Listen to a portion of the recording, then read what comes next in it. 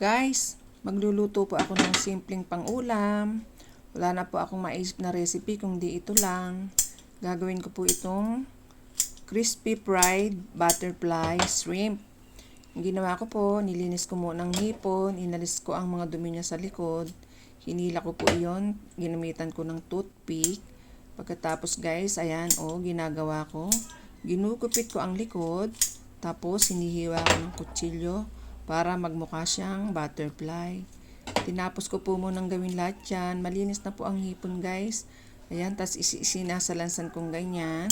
Paulit-ulit ko lang pong ginagawa ang paggupit at paghiwa ng likod para magmukha siyang butterfly. Ganyan po.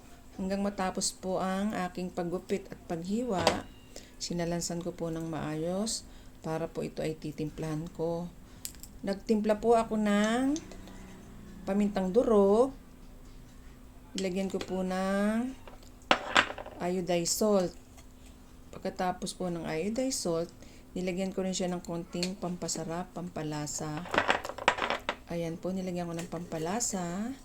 Pagkatapos po, nilagyan ko din siya ng konting paprika.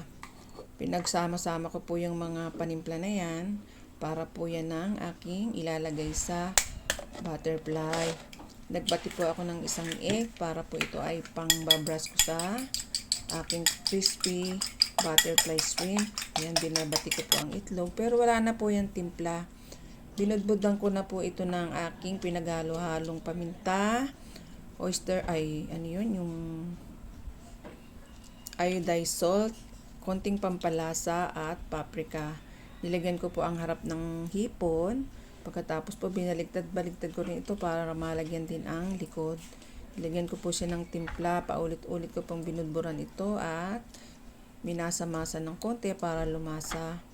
Pagkatapos po niyan, ng aking paglalagay ng panlasa, gumawa rin po ako ng pang breadings niya. Naglagay po ako ng 1/4 cup ng all-purpose flour, tsaka po 1/4 cup ng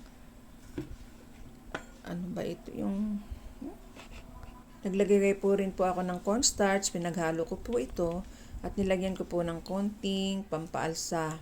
Ayan na po guys ang aking mga nagawa.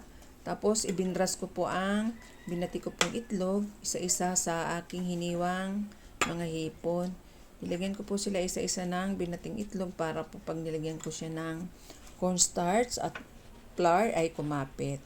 Yan guys, inisa-isa ko na siyang balutan ng aking tinimplang cornstarch at all-purpose flour na may halong konting pampaalsa. Ganyan lang guys ang ginawa ko kasimple.